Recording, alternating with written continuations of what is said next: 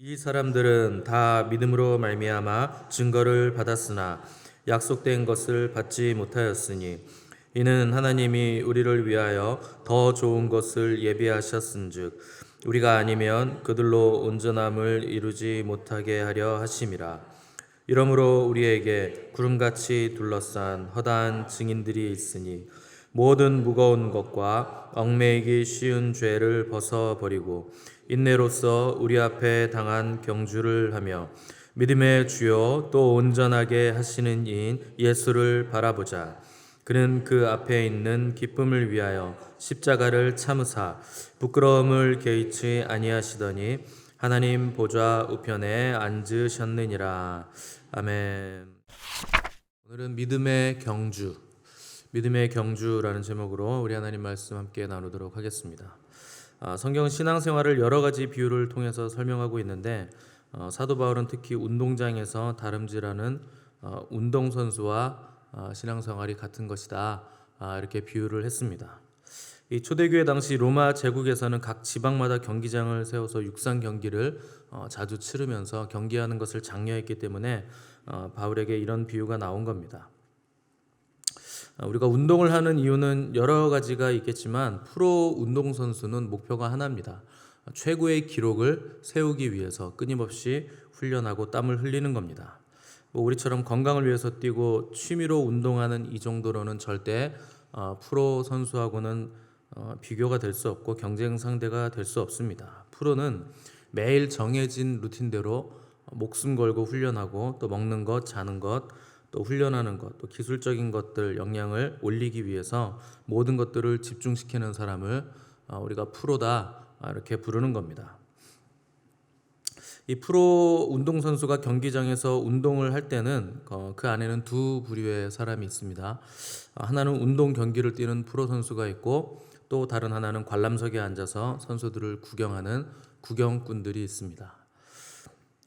근데 우리는 방관자이거나 구경하는 관람자가 아니라 치열하게 자기와의 싸움을 통해서 목표를 향해 다름질해 나가는 운동선수들이 바로 크리스찬의 삶입니다. 교회에 사람이 많이 모이는 것 좋은 일이지만 직접 뛰는 운동선수가 아니라 구경하는 방관자들이 많이 모여드는 것은 교회에는 결코 좋은 일이 아닙니다. 구경꾼들이 선수들보다 많아지면 어떤 일이 생기는가?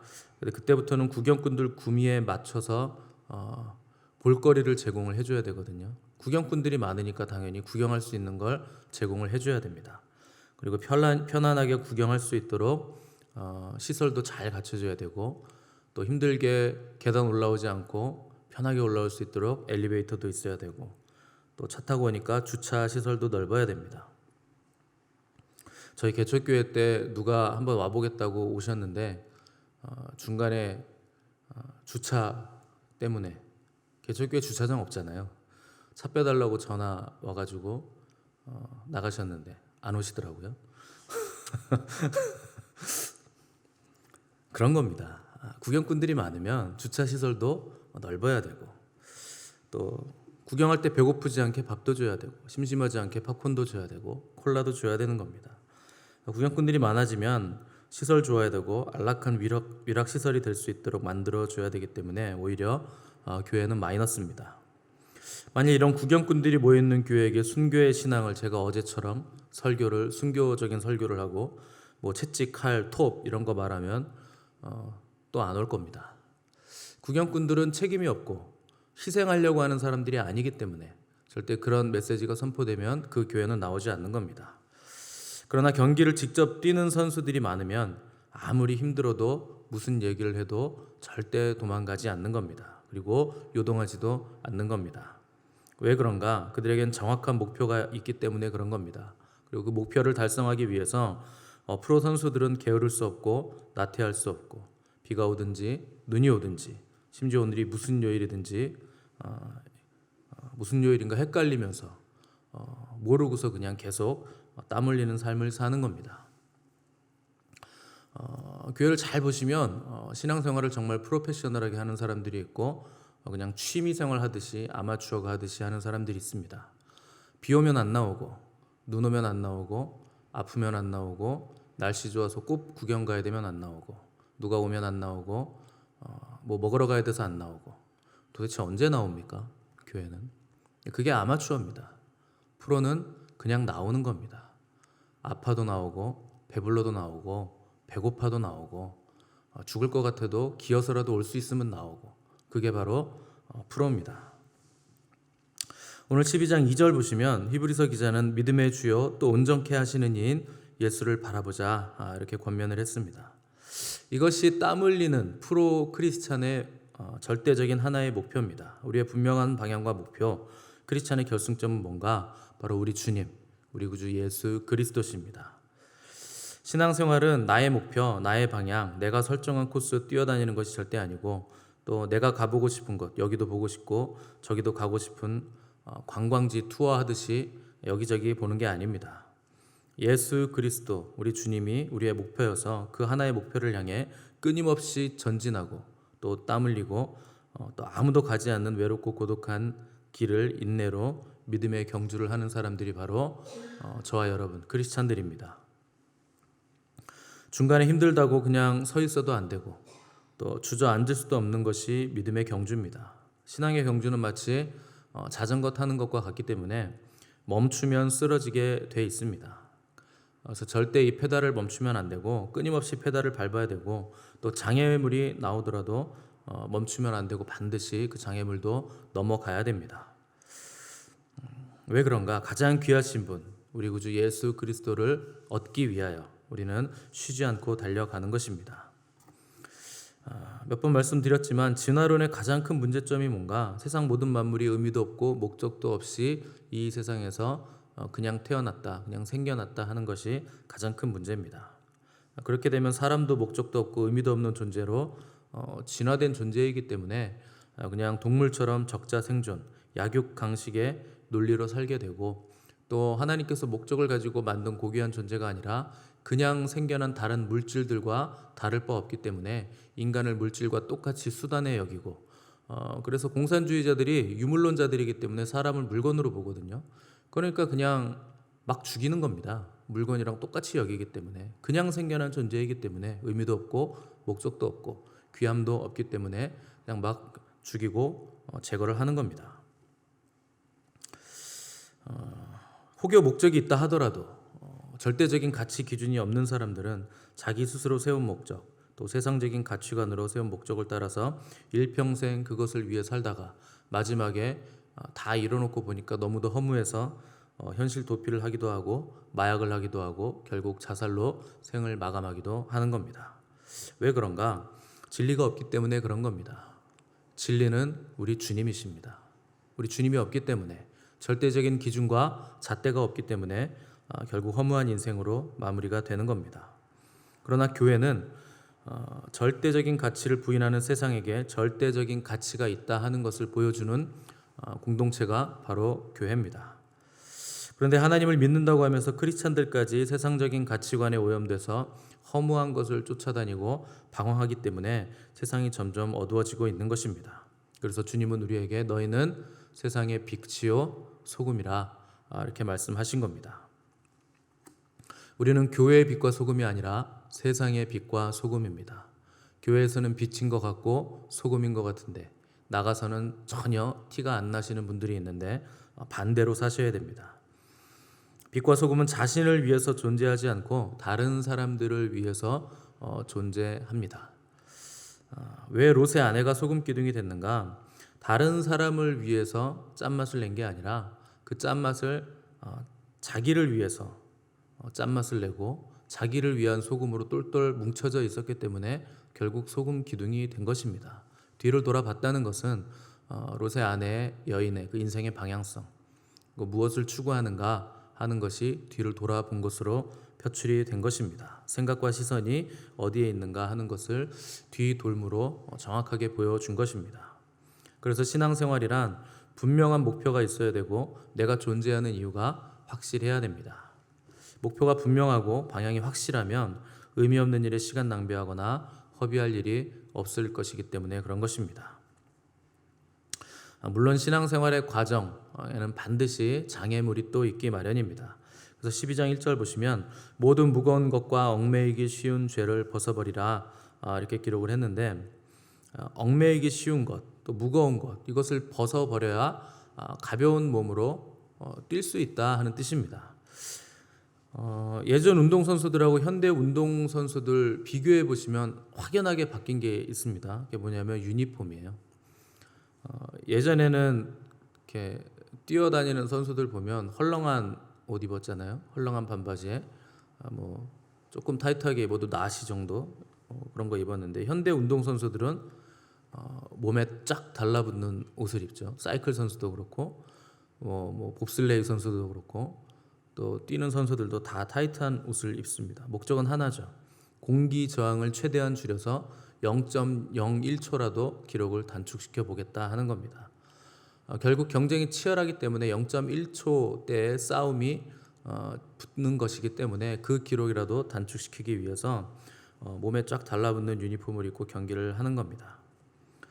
아무리 비싼 금 목걸이나 다이아몬드 목걸이가 있어도 경기장에서는 목에 걸고 뛸 수 없습니다. 방해가 되기 때문에 그렇습니다. 기록에 방해가 되기 때문에 뭐 시계, 반지, 팔찌, 목걸이, 귀걸이 전부 다 떼고 뛰어야 되는데 뭐 비싼 양복도 안 되고 드레스나 명품 지갑 이런 거 안 됩니다. 다 빼놓고 뛰어야 됩니다. 왜 그런가? 운동선수가 자기 존재감을 나타내는 방법은 비싼 옷이나 명품이 아니라 기록으로 자기의 존재감을 나타내야 되기 때문에 그런 겁니다. 무거운 것과 얽매이기 쉬운 것 벗어버려야 기록을 단축시킬 수 있듯이 신앙생활도 무거운 것과 우리를 얽매이는 것들을 다 벗어버려야 되는 겁니다. 그래야 높은 영역으로 우리가 날아오를 수 있게 됩니다. 무거운 바위를 들고서 산에 오를 수 없듯이 고질적인 죄의 습관이나 오락, 향락 문화를 버리지 않으면 영적인 높은 고도 지역으로 우리가 올라갈 수가 없게 되는 겁니다. 그래서 정말 신앙생활을 하려고 한다면 우리는 죄와 싸우되 피 흘리기까지 싸우는 결단을 내리고서 모든 얽매이는 것, 또 우리를 얽어매는 것들을 다 벗어버리고 가지치게 하는 결단이 있어야 됩니다. 운동선수가 경기할 때 방해되는 것, 외부의 것도 있겠지만 근본적으로 무거운 것이 있는데 그게 뭐냐? 자신의 몸무게입니다. 체중 조절에 실패한 선수는요, 어떤 종목을 막론하고 좋은 기록을 낼 수 없는 것처럼 신앙생활 할 때도 자기 몸무게 빼지 못하면 성장하지 못하는 경우가 굉장히 많습니다. 왜 운동선수들이 체중 조절에 실패하는가? 먹는 거 조절 못해서 그런 겁니다. 그러니까 육체가 원하는 대로, 입에서 끌리는 대로 아무거나 몸에 집어넣기 때문에 체중 조절에 실패하는 것. 그래서 절제하지 못했기 때문에 좋은 기록을 못 내는 겁니다. 마찬가지로 절제하지 못하는 신앙생활은 절대 성장해 나갈 수가 없습니다. 그래서 크리스찬은 반드시 영적인 체중 조절에 성공을 해야 됩니다. 이 신앙의 위기가 언제 오는가? 가난할 때 오는 게 아니라 먹고 살만할 때, 그때 신앙의 위기가 오는 거거든요. 그래서 광야 40년 훈련 기간이 다 지났을 때 모세는 모압 평지에서 광야 2세대에게 유언과도 같은 고별 설교를 했는데, 신명기 31장 20절 보시면 그들이 먹어 배부르고 살지면 돌이켜 다른 신들을 섬기며 나를 멸시하여 내 언약을 어길 것이라 이렇게 경고를 했습니다. 그러니까 먹어 배부르고 살찌면, 먹고 살만해지면 이제 하나님을 멸시할 것이다 하는 것을 모세가 미리 경고를 하고 예언을 한 겁니다. 그래서 먹고 살만할 때 가장 우리가 조심해야 되는데 뭘 조심해야 되는가? 영적인 게으름을 우리가 조심해야 됩니다. 영적 게으름은 두 가지로 나타나는데, 하나는 정말 말 그대로 게을러지는 것이 하나 영적 게으름이고, 또 하나의 영적 게으름은 다른 일로 바쁜 것도 영적 게으름입니다. 이 게으름과 부주의함과 또 불규칙한 생활과 감정이 느끼는 대로 또 육체가 원하는 대로 여기저기 끌려다니기 때문에 우리 영혼이 영적 비만 상태에 빠지는 것이고, 그렇게 되면 우리 영혼을 도둑질 당하게 되는 것입니다. 또 체중 조절에 실패하는 또 다른 이유는 잘못된 습관 때문에 우리가 영적인 체중 조절에 실패하게 되는 겁니다. 아리스토텔레스가 이런 말을 했죠. 우리가 반복적으로 하는 것의 총합이다. 맞는 말입니다. 그래서 탁월한 사람은 누군가 탁월한 습관을 가진 사람이 탁월한 사람입니다. 이기는 것도 이겨본 사람이 이기는 것이고, 승리도 습관이고 또 패배도 다 습관이라 하는 겁니다. 저희 집에 TV가 없은 지가 좀 됐거든요. TV 제가 없애버렸는데, 여러분, 제가 TV를 없앴다고 해서 TV를 좋아할까요? 싫어할까요? 좋아합니다. TV 보는 게 얼마나 재밌는데요. 그렇게 시간이 잘 갈 수가 없고 그렇게 흥미진진할 수가 없죠. TV를 좋아하기 때문에 TV를 없앤 겁니다. 원래 저는 미디어 쪽 일을 오래 했기 때문에 당연히 TV하고 많이 붙어 있을 수밖에 없는 직업이 수십 년 동안 계속 그런 직업을 가지고 있었고, 지금의 트렌드가 어떤가, 또 영상의 그 퀄리티가 어떤가, 또 효과음이나 음악을 어떤 걸 쓰나, 이런 것들 계속 모니터링을 하기 때문에 많이 볼 수밖에 없는 직업에 있었고, 그러다 보니까 TV를 보는 거 습관이고 좋아하게 됐죠. 근데 제가 평생 목회를 해야 되는데 목회가 방해가 되잖아요. 제 영성에 방해가 되기 때문에 그래서 없앤 겁니다. 그러니까 우리 인생의 경주가 단거리 경주가 아니라 장거리 경주이기 때문에 장기적으로 봤을 때 나에게 도움이 되지 않는다, 내가 하나님 사랑하는데 막힘이 있고 이것은 하등 도움이 되지 않는다 하는 것은 다 가지치기를 해내야 되는 겁니다. 신앙생활에서 무엇보다 필요한 것이 인내입니다. 그래서 히브리서 기자는 오늘 인내로서 우리 앞에 당한 경주를 경주하라, 이렇게 강조를 하는 겁니다. 어떤 종목이든지 어떤 코스를 달리는 운동선수이든지 간에 선수에게 가장 기본적이고 가장 필요한 덕목이 인내이듯이 우리에게도 가장 필요한 덕목이 인내입니다. 예전에는 우리나라 민족성 말할 때요, 80년대까지만 해도 공익 광고에서 이런 단어가 나왔습니다. 은근과 끈기.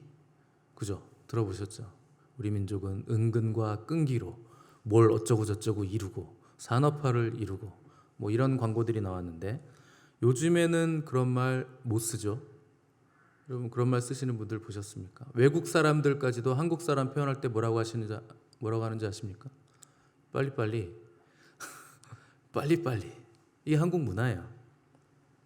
음식점 가도 빨리빨리, 뭘 해도 빨리빨리, 은행 가도 빨리빨리, 관공서 가도 빨리빨리. 이제 우리나라는 인내하지 못하는 나라, 인내할 수 없는 환경, 인내하지 않는 민족성을 가지게 된 것입니다. 세계에서 가장 빠른 인터넷 속도를 가진 덕분에, 세계에서 가장 빠른 택배 시스템을 가진 덕분에, 세계에서 가장 빠른 음식 배달 서비스를 가지고 있는 덕분에 우리나라는 오히려 이제 인내하지 못하는 사람들로 우리의 성품들이 다 바뀌어지게 된 것입니다. 그러나 크리스찬은 반드시 인내하는 법을 배워야 됩니다. 믿음의 70% 이상이 인내이기 때문에 우리가 하나님을 잘 믿는다고 해서 갑자기 뭐가 되는 게 아니라 인내하고 기다림으로 약속의 성취를 보게 되기 때문에 우리는 반드시 인내를 배울 수 있어야 됩니다. 그래서 성령의 9가지 열매 중에 인내가 들어가 있는 겁니다. 여러분들이 가정예배 잘 드린다고 해서 집안에 바퀴벌레 사라지는 거 아닙니다. 믿음으로 살려고 발버둥 치는데도 자녀들은 여전히 속을 썩을 것이고, 또 몸은 여기저기 아플 것이고, 병에도 걸릴 것이고, 재정적인 압박도 여전할 것입니다. 왜 그런가? 하나님께서 우리에게 인내하는 법을 가르쳐 주시기 위해서 그 모든 환경들을 다 이용하시는 겁니다. 우리가 이를 악물고 인내함으로 믿음의 경주를 마칠 때 마침내 우리에게 하늘의 놀라운 영광과 축복이 주어지게 될 것입니다. 믿음이 있는 사람만이 인내할 수 있고, 또 인내하는 자들만이 승리를 누릴 수 있게 됩니다. 그냥 이를 악물고 참는 것이 아니라 우리의 인내의 이유는 우리가 바라보고 있는 한 분, 예수 그리스도, 오직 그분을 바라보며 집중함으로 믿음의 경주를 완주하시는 저와 여러분 되시기를 바라고, 세상이 바뀌고 시대가 변해도 여전히 진리 되신 우리 주님, 그분밖에 진리가 없음을 믿으시면서 오직 그분의 음성을 듣고 그분의 뒤를 따라가시는 저와 여러분의 삶 되시기를 간절히 바랍니다. 기도하겠습니다.